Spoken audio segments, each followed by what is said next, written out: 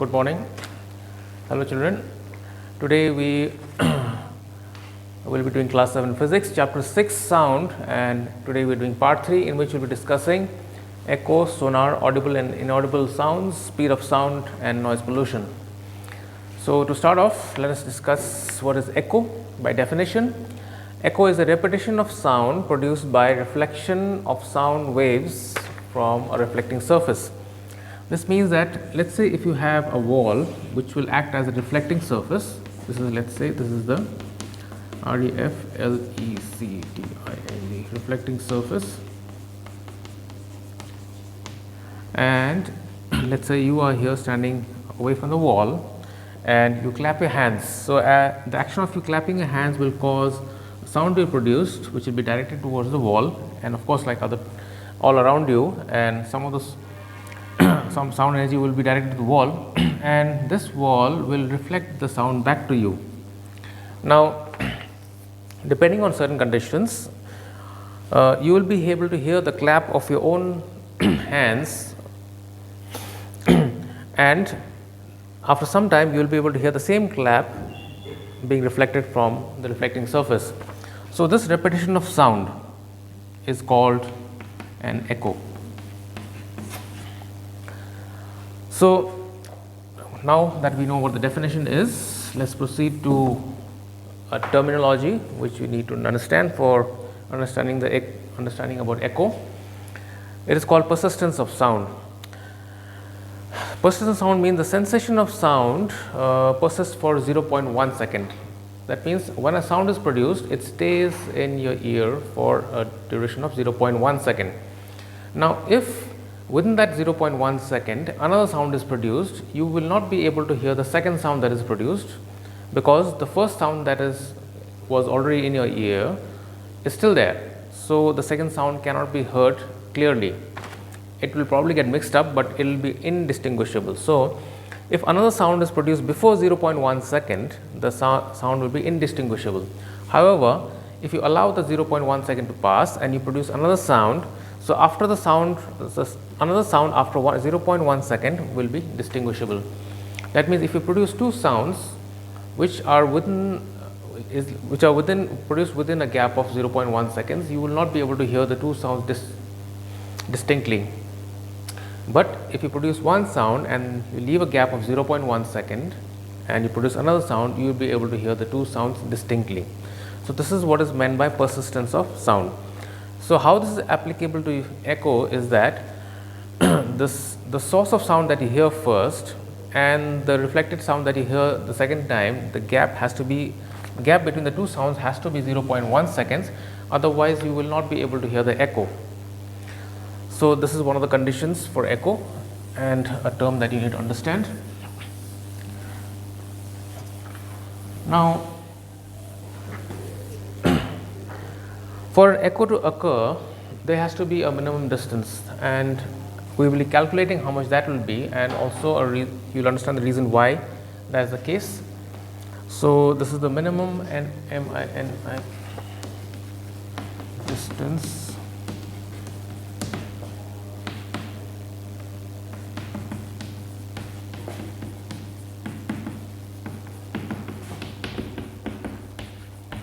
So this is the title, minimum distance for occurrence of echo.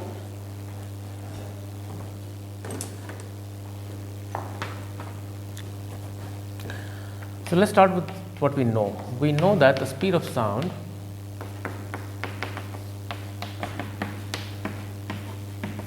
is approximately 334 meter per second, and we have understood from the concept of persistence of sound that to be able to hear an echo, there has to be a minimum gap of 0.1 second. So the minimum time to hear an echo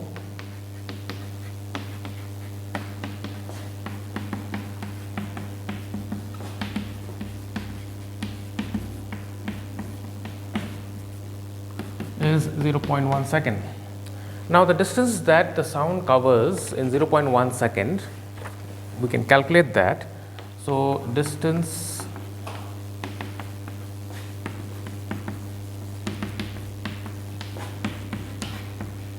and we can use the formula speed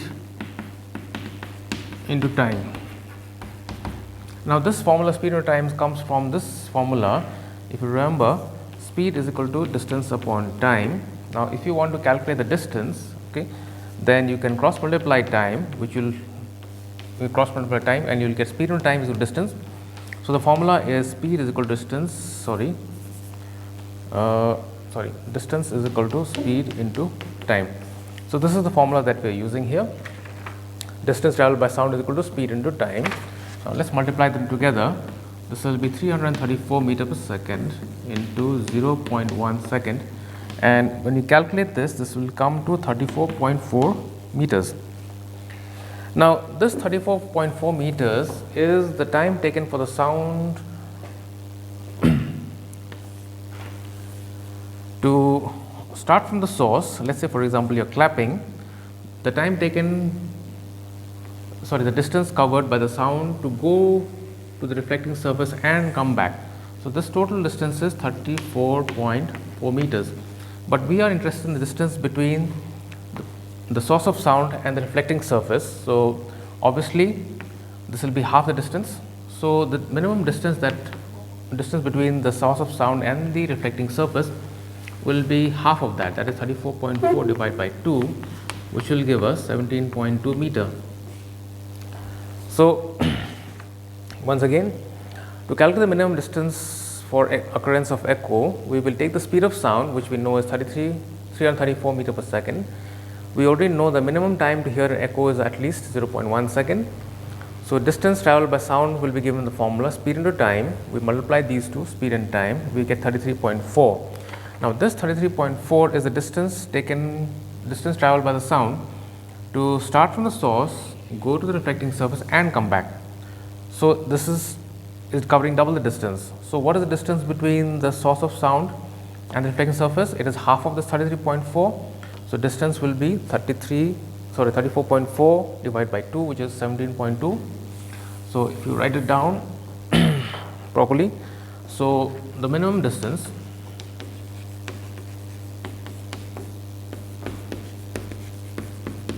is half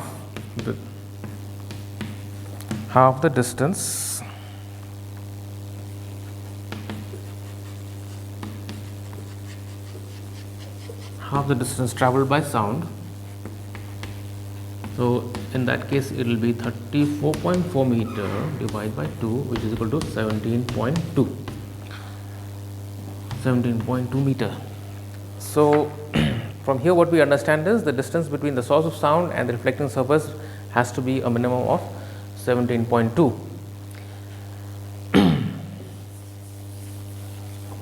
Now what you understood so far, we can list out the conditions for hearing an echo. So here, what are the conditions? Conditions to hear an echo. So the first condition is that a reflecting surface is required, a source of sound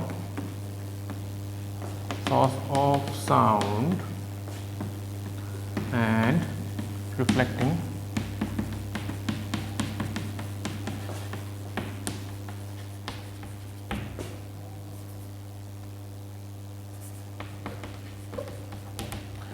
surface is required.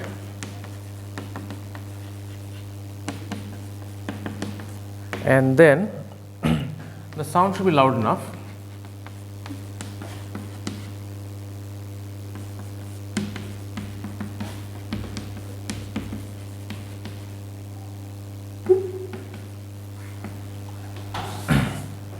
and the minimum distance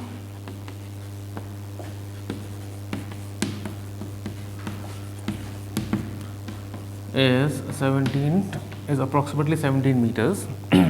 So let's go through one at a time.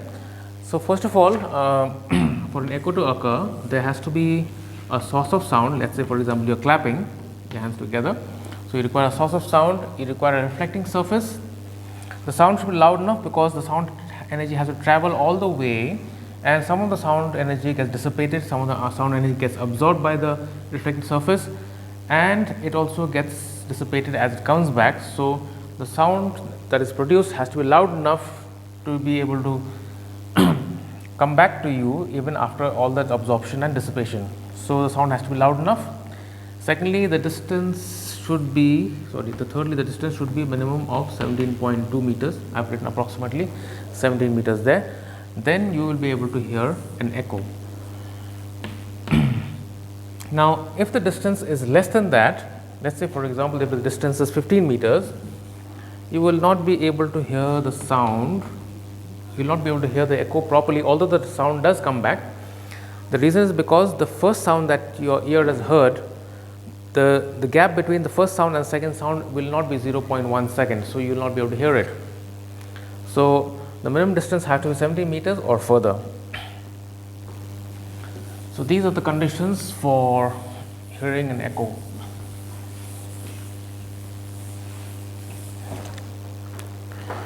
Now, one of the applications of an echo is called sonar, S-O-N-A-R.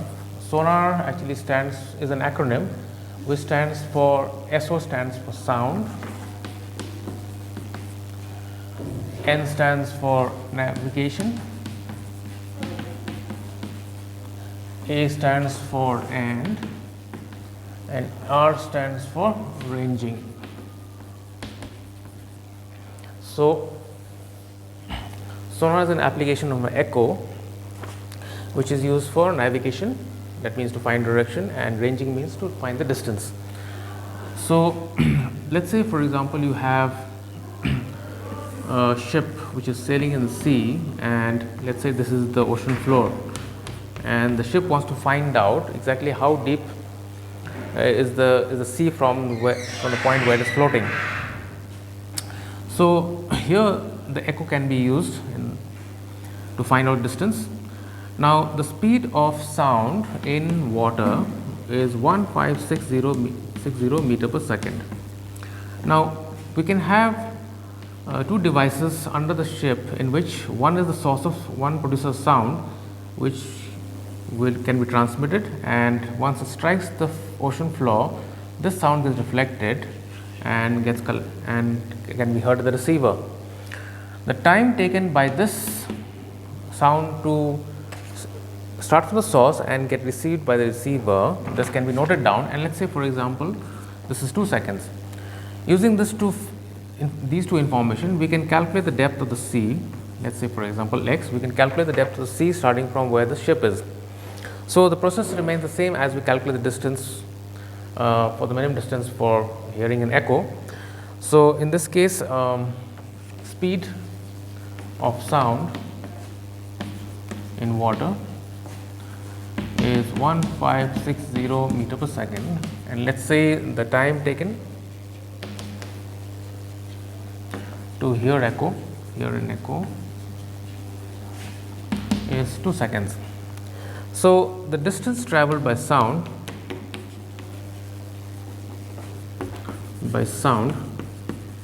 which means the time taken by the sound to travel all the way down to the bottom of the floor and come all the way up, that will be given by this formula as we discussed before, speed into time. So that will be 1560 meter per second into 2 seconds, which gives us 3120 meters. So the distance that the sound covers is all the way down and all the way up, that is the distance, let us say I'll write in capital D, is 3120 meters. But we are interested in, let us say, the small d, the distance between the ship and the floor, ocean floor. So that distance small d will be given by half of this distance, that is 3120 meters divided by 2, because the distance the sound travels all the way down is equal to the distance traveled by the sound all the way up.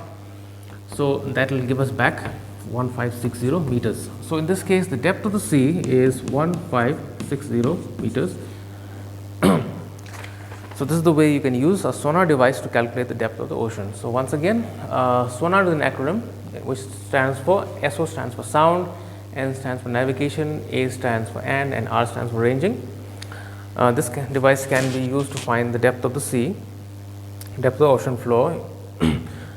And how it is done is, let's say in a ship we have a transmitting device and a receiving device. The transmitting device produces sound which goes to the bottom of the ocean floor and gets reflected all the way back up. And the time taken for this sound to be received can be recorded. We know that the speed of sound in water is 1560 meter per second. So using these two values, we can calculate the distance traveled by sound, which is given by the formula speed into time.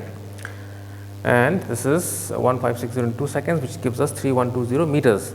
Now this distance is the distance traveled by the sound to go all the way down to the floor and come back. And since the distance traveled by the sound all the way down and all the way up is equal, so we can divide the total distance traveled by the sound by 2 to get the distance between the ship and the ocean floor. In this case, I am writing small d as 1560 meters.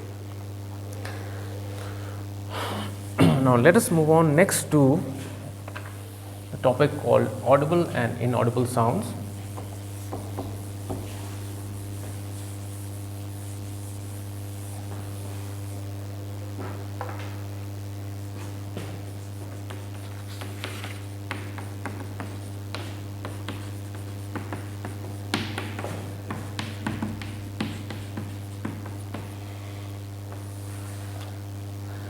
As you know, sound can be produced in different frequencies, and the unit for measurement of the frequency of sound is hertz. So we can divide the different frequencies of sound in different ranges, and the frequency of sound that our human ear can hear is called sonic range, and this sonic range starts from 20 hertz to 20,000 hertz. So if a sound is produced within the frequency of 20 hertz to 20,000 hertz, our ears are sensitive enough to hear that. But if you have a sound which is less than 20 hertz, let's say 19, 18, 17 hertz, your ear will not be sensitive enough to pick up that. Now this range of sound which is less than 20 hertz is called the infrasonic, INFRASONIC. This is called the infrasonic range, and it is less than 20 hertz. Now these range of sounds cannot be heard by us, but some animals are sensitive to these, and some of them are the elephant and the whale. So these animals are able to produce this, are able to hear these sounds. If the frequency of the sound is above 20,000 hertz, this range of sound frequencies is called ultrasonic range, and this is more than 20,000 hertz. And some of the animals that can hear these sounds are like dogs and let's say bats. And one of the sea animals that actually is able to hear this is dolphins.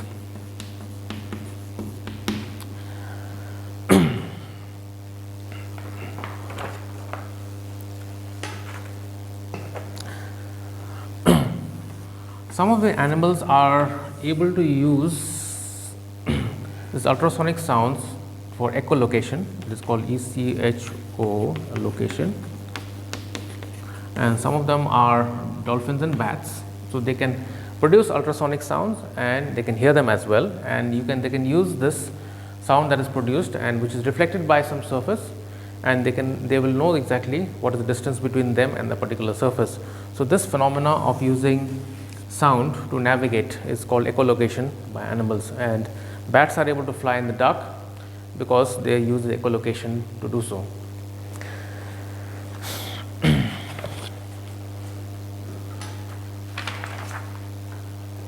Next, let's discuss about the speed of sound in different media.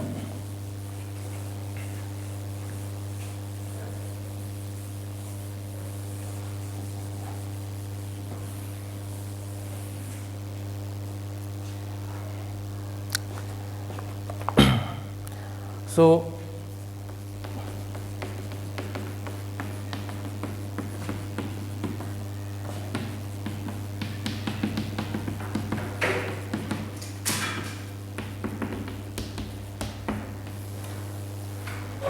as I have already told you before, that the speed of sound in air, okay, is 344 meter per second, and the speed of sound in water is 1560 meter per second, for example. So, as you can see that speed of sound in these two different mediums are different. So, the reason why it is different is because it depends on certain factors, and some of these factors are: it depends on the density of the medium,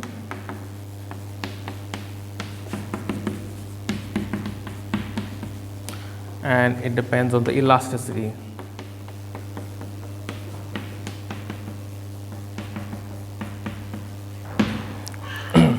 So, as you know that air is the least dense, followed by water, which is slightly more dense, which is more dense than air, and followed by solid, which is the most dense. So, it follows that the speed of sound in air is the least,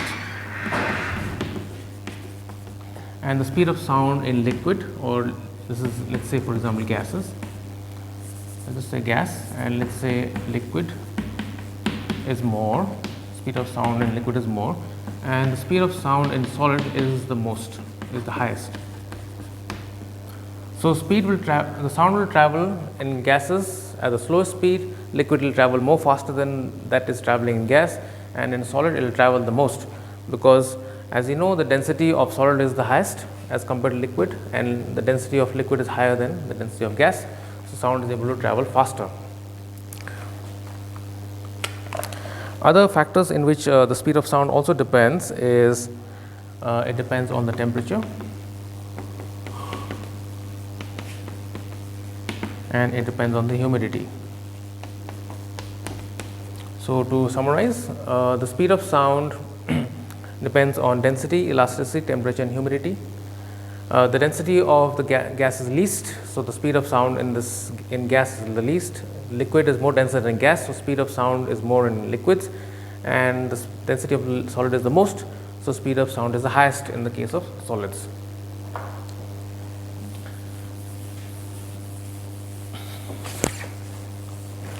So, let us take up the last topic, that is noise pollution.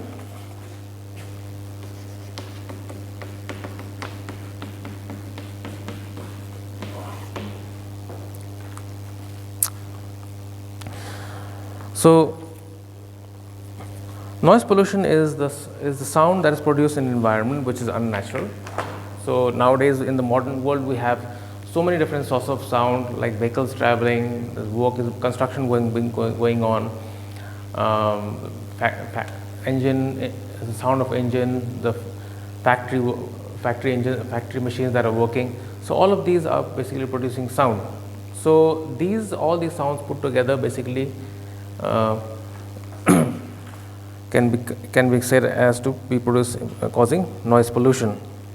So, noise pollution is very harmful to the health because we cannot close our ears, although we can do it temporarily for some time. So, our ears are constantly being bombarded by these sounds. So, this can cause a lot of health problems, and one of them is depression. It can cause irritability, it can cause lack of sleep. So, noise pollution is a very important factor to consider, and it is important that we curb sound pollution. Okay, thank you.